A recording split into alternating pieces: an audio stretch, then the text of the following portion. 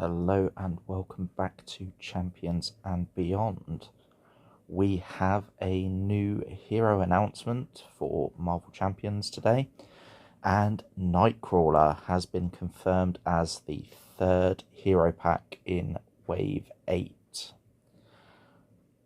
So, before we go any further, the views and opinions that I share when looking at the cards are my own, and they do not represent the views and opinions of any individual, formal body, or institution, for example, Marvel Studios. We have 16 cards to look at today. Let's have a look at what we have in store. So Nightcrawler's alter ego is Kurt Wagner. He has 3 recovery, has hit points of 9 and a hand size of 6, all very standard. Nothing really out of the ordinary there. He has this action in alter ego to search your deck for a copy of Bamf and add it to your hand, limit once per round. So obviously he's going to play around with the Bamf mechanic, and we will see the Bamf card shortly. I will also say he comes with a pre-built protection deck, which does seem very fitting based on how his mechanics want to play. So we then see the Bamf card. It's an upgrade. It's card 5 out of 15 in his signature kit. Difficult to tell how many of these are going to be around. We will have a look at the numbers of the other cards they've announced. I would suspect maybe 3 of these within the deck, because it does say a copy, so that would suggest multiple. And it's also not unique. So now Bamf, you attach it to an enemy, max 1 per enemy. The other clue as to the fact that there will be multiple of these. And hero interrupt defense, so this will count as defending. As I say, protection is going to enjoy this mechanic. When attached enemy attacks, discard this card, declare Nightcrawler as the defender without exhausting him. So he has, we haven't got into his stats yet. Let's go on to the next card and we'll see his hero stats. So Nightcrawler is a 2/1/3, which is quite unique within Marvel Champions. Usually you see these 3 defense heroes having 1 thwart and struggling a little bit to control threat. High defense is going to be great. Playing off the Bamf card, if you can attach those to minions, you know, any minion wanting to attack for 3, you're just going to be able to cancel, essentially, because you'll make him the defender without exhausting him. You'll be able to defend. You'll be able to trigger stuff like flow like water, hard to ignore, unflappable, electrostatic armor. All of those really good defense events that you'll like to play when you're playing sort of perfect defense. Now he has an ability called Rapid Teleportation, and it is an action. Spend 1 resource of any type, return a copy of Bamf from your discard pile to your hand, limit once per phase. So fantastic. You're going to want to be putting these Bamf upgrades out. You can be able to get them in alter ego. You're going to be able to put them out. You're going to be able to trigger them, and then you're going to be able to recur them while you're in hero form, without having to flip down and risking too much of the scheme popping. Him having a 2 thwart and being able to defend without defending, essentially, means that he's going to be really good in solo at controlling the board state. So we go on. We have Scout Ahead, which is a 1-cost event. This is number 11 out of 15. Now, there are going to be people that are much more skilled in being able to tell how many of a certain card there are within a deck. Generally, you're looking at thwart events, which this one is. It's a superpower, it's a thwart. Generally, the thwart events, there's 2 per deck, so potentially there's going to be 2 in this one. And hero action, thwart, remove 3 threat from a scheme. You may discard a copy of BAMF from your hand to remove 3 threat from another scheme. So this costing 1 is fantastic. Even if you draw into this, being a superpower,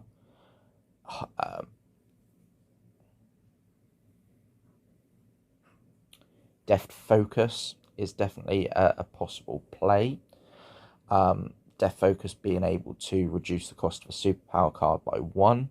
So if you draw into this after your hero phase, a side scheme's come out that you want to get rid of, you can spend 1 to grab a BAMF from your discard pile, put it back in your hand, exhaust Deft Focus to be able to play this for 0, and discard that BAMF that you just drew out your discard pile to be able to essentially remove 6 threats from 2 different schemes, 3 and 3, which is really powerful.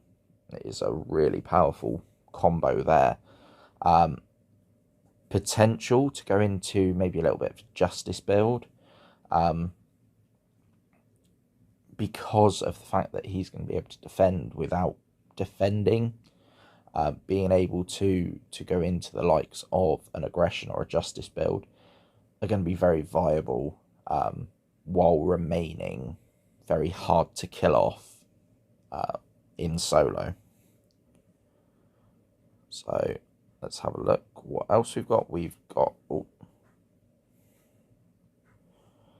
have Port Away, which is a 0 cost event.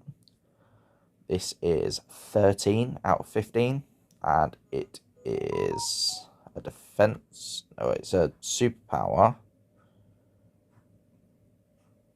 No, it's not the defense card. This, chances are, there will be 1 copy of, maybe. There's a slight chance there may be 2. You look at Miles Morales with his form-changing card. There was 2 copies in his deck. Cable only had 1 in his deck, so it's going to be, I think, one of those 2. I don't think you're going to have a massive amount other than that. But Port Away, discard a copy of BAMF from your hand, change form, and ready your identity. So you can switch down, you can draw a BAMF from your deck. This isn't a hero action, this isn't an alter ego action, so you can do it in either way. You can then heal if you do need to heal, and then you can Port Away by discarding that BAMF that you had, flip back up to hero, ready up, be able to thwart, be able to attack, whatever you want to do, and you'll still be able to then use your hero effect to grab that BAMF back from your discard pile. So you're going to definitely be able to manipulate as and when you get these BAMF cards. So Tally-Ho is his defense card. So this one is number 14 out of 15. So chances are there is only going to be 1 of the form changing cards. So it might not be uber consistent, but the fact that it's there and you're going to be able to pull it off consistently whenever you get it in your hand is going to be impactful. This is an event. This is the defense superpower. Again, it's a 1 cost, so Deft Focus, fantastic here. Hero response, defense, after BAMF. Bear with. After BAMF makes Nightcrawler the defender of an attack, return that copy of BAMF to your hand, deal 3 damage to the attacking enemy. So you're not only going to defend for 3, you're going to hit the enemy back for 3, and you're going to get that Bamf back in your hand ready to use next turn. Put it back down, 0 cost upgrade. So it's not going to be difficult to get these upgrades out on the table where you need them. Again, 14 or 15, potential that there'll be 2. We shall find out. Now we have Port and Punch, which is 8 out of 15. This is his attack superpower. Is 2 costed. Death Focus will still help pay for it. And hero action attack, deal 3 damage to an enemy. Deal 3 damage to each enemy with Bamf attached. So if say we have 3 copies of Bamf, if you get all 3 copies out, you're going to be able to hit an enemy out there, whichever one it is, for 3, and then the 3 enemies that have Bamf attached would all take an extra 3 damage. So essentially a 6 and 2 3s, or 4 lots of 3 damage across the board. Again, this will depend on how many copies of Bamf we have, but it should be a fairly consistent board wipe. It's not a bad little attack card.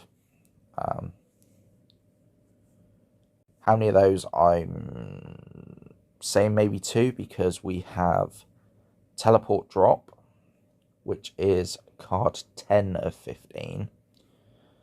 So if, say, we have 2 of the other, we have 2 of this, and then we go into the thwart card was card 12. So maybe you'll have 1 of the board clearing ones, and you'll have 3 of these, because generally you have 3 attack cards. Not sure. It could be 2 and 2, because these are very different very different attack archetypes of the card. So this one is, again, 2 cost event, attack and superpower. So again, Death Focus. Hero action attack, discard a copy of Bamf from an enemy and deal 8 damage to that enemy and stun it as well. So you look potentially, without Death Focus, you're looking at a 3 resource cost for this, plus the resource cost of the Bamf, putting that on. So you're looking at a 4 true cost, which is the same as a swinging web kick. That's really the line that we want to be aiming for when we look at hero attack events. But this also gets a stun on top. So this is going to be a big card to help him with bringing the villain down and rushing the villain down. We go into some protection cards now. So we have Under Control. This is another attachment, a tactic upgrade that will go on to minions. So tactic, maybe Cyclops, if you want to go Cyclops protection. There's a bunch of cards now coming out that are going to benefit attacking minions that have got attachments and upgrades attached to them. Especially if you combine him with Iceman and his new aggression cards. There could be some play there in multiplayer. So, attach to a minion, max 1 per minion. Response, after your hero defends against the attached minion's attack and takes no damage, deal 4 damage to that attached minion. So again, this is a 0 cost upgrade, so you could put Bamf and Under Control on a minion that's only got 3 attack. You can trigger Bamf, which will mean you take no damage, it will mean you've defended, and deal 4 damage to that minion. Hopefully taking it out, but that's a very easy little combo. Both upgrades cost 0, so neither are going to be difficult if you've got them both in hand to pull off the combo. And being able to get Bamf back so quickly and so consistently will easily make it a reliable combo as soon as you draw Under Control. Next, we have an upgrade that I'm actually quite excited for. I think this could make an already strong archetype. Now, I love protection within Marvel Champions. I love playing protection. I really enjoy playing that support role, trying to protect multiple heroes on a turn. But this card, on top of that, it's a 1-cost upgrade, so it'll go out on the table, and it's called Change of Fortune. So play under any player's control, max 1 per player. After you after you defeat an enemy during the villain phase, exhaust this card, draw 2 cards. So you're looking at characters with Retaliate, you're looking at any kind of protection build that's using maybe Energy Barrier, or maybe even using Nova, callback to a core set card, sort of any of those, Powerful Punch, being able to punch a minion and take it out before it then attacks you, then being able to draw 2 cards is great. We've just spoken about the combo with Bamf and I'm already forgetting the card, Under Control. So if you can do that and take out the minion, you're then going to draw 2 cards. Very, very strong, and it's going to make these the perfect defense builds even more powerful. You look at, I really enjoy running a Captain America perfect defense build with Flow Like Water and his own Retaliate. You then get the card that has Iron Man on it, Dauntless, which gives you an extra Retaliate. You got to retaliate 2 potentially. And all that being able just to pump damage back on the villain whenever they're trying to attack you, or pump it back on minions when they're trying to attack you. Fantastic archetype, and this is very much welcomed within the game. We then get player side scheme. Player side schemes, I'm still not the biggest fan of. I think they have got their place. I don't run as many of them as I know a lot of players do. And this one is a 1-cost player side scheme. Victory 0, so it will go away, just like most of the others. I think it's only Jubilee's signature one that doesn't go away at the minute. Response: after an X-Men character defends against an enemy attack and takes no damage, remove 1 threat from this scheme. When defeated, stun and confuse each enemy in play. So this one in multi-villain scenarios, say the 4 Horsemen scenario that's just come out, to be able to stun and confuse all 4 of those just because you've defended 5 different times, and that can be defenses against minions. We've already seen with a combo of cards that Nightcrawler is very easily going to be able to defend against multiple minions, hopefully in a single turn, take very little damage. I mean, if you had Energy Barrier on him as well, defending against the villain and being able to ping some off and just guarantee that perfect defense is just, it's a fantastic archetype for him. We then have, he's actually coming with a couple of allies that they're going to show now. The first one here is Rogue, 4-cost ally, 2 thwart, 2 attack, 3 life. So on the expensive side, there will be definitely players that can play her well. Action, deal 1 damage to another character, another friendly character, so it's not even one you have to control. You can decide to do it to Hulk across the table from you.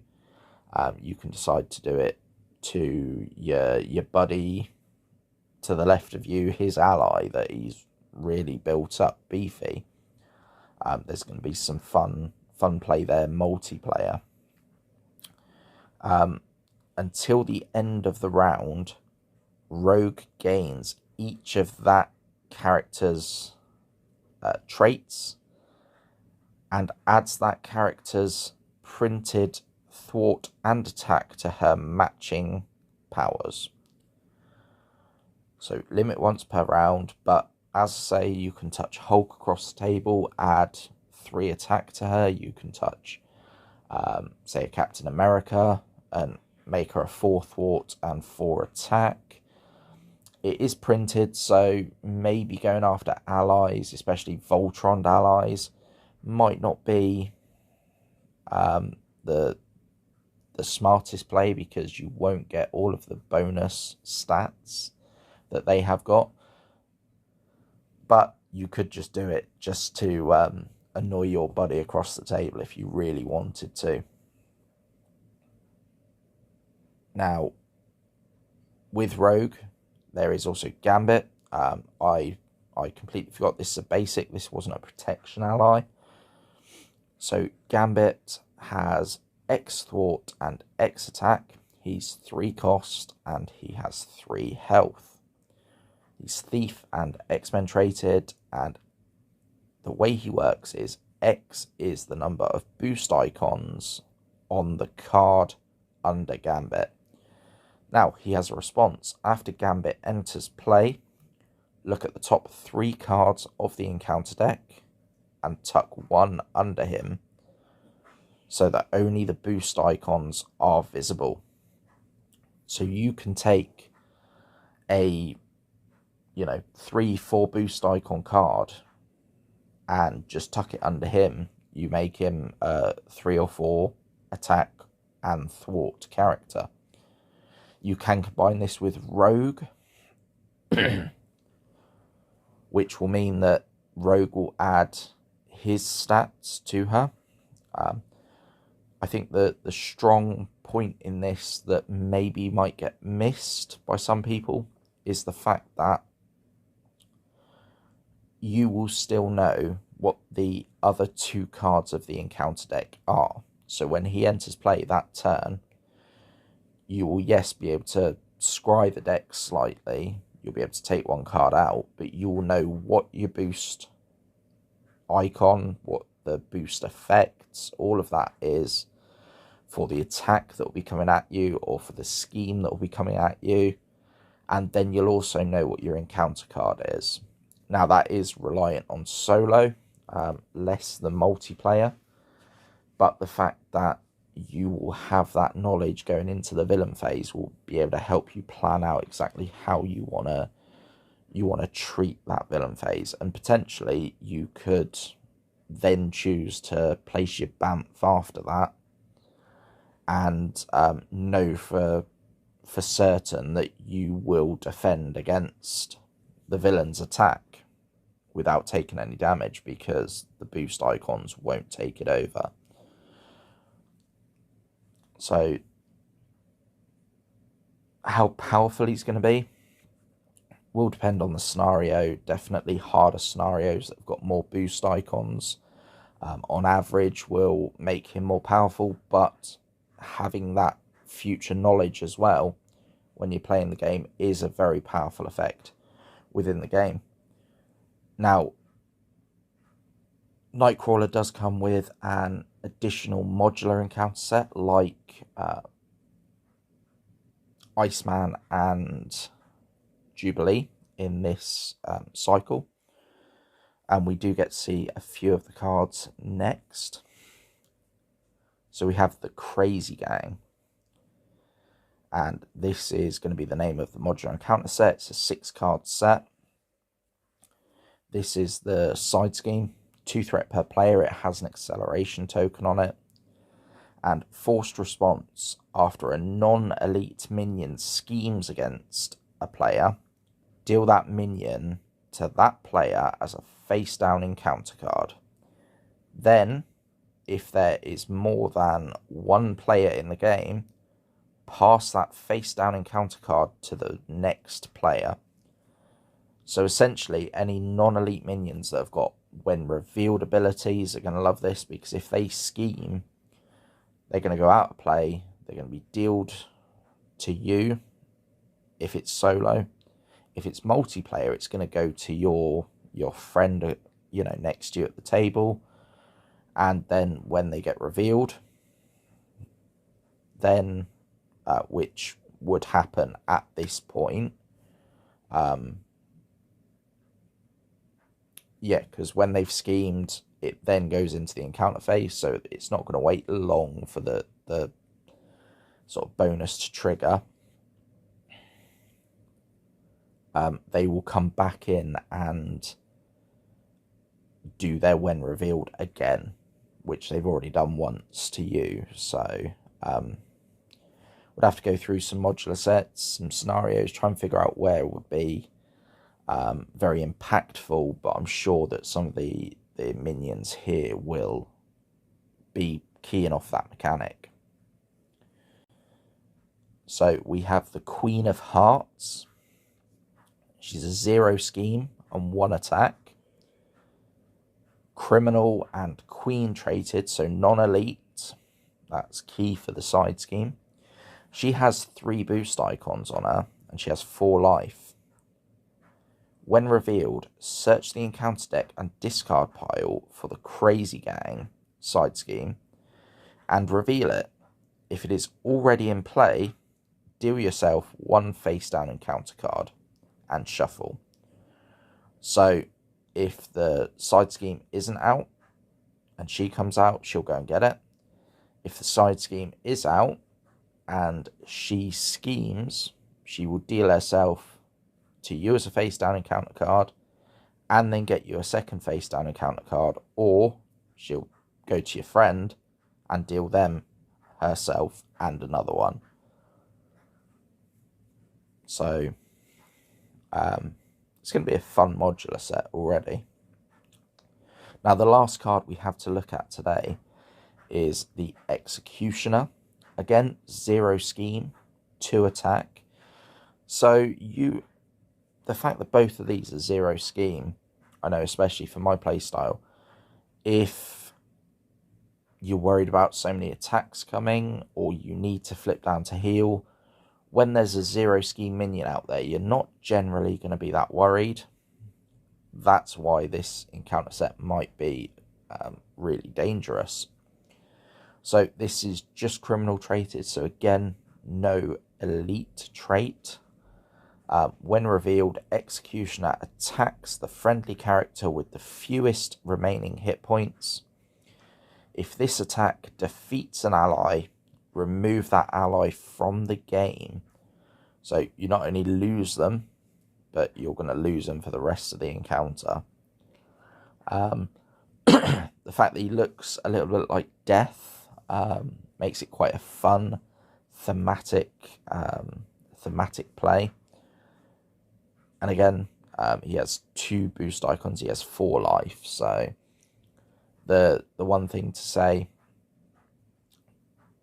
he has the 4 life. So we looked at the combo for Toad with the Bamf and the new upgrade in protection, being able to deal 4 damage.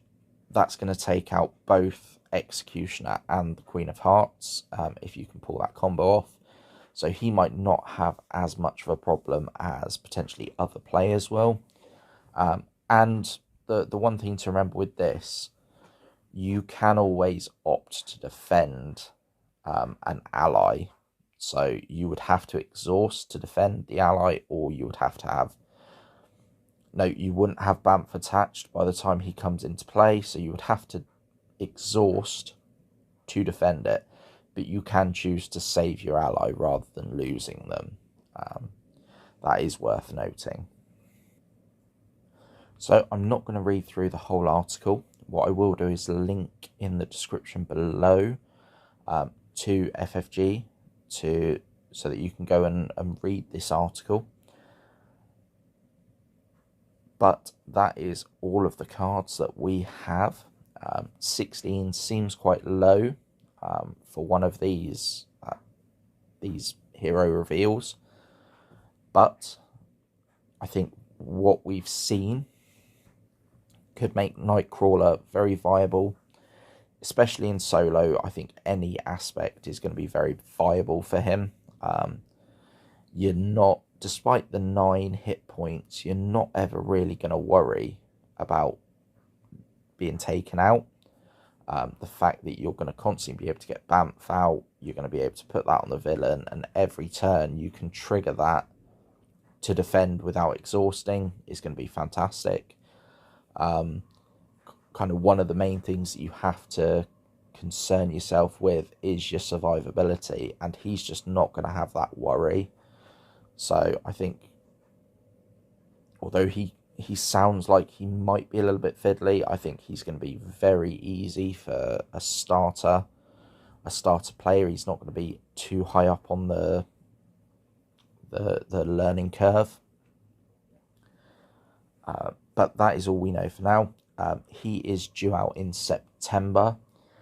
So what we've noticed with this cycle, and obviously for the UK, we are running behind still. We still haven't received Iceman that came out last week for most people.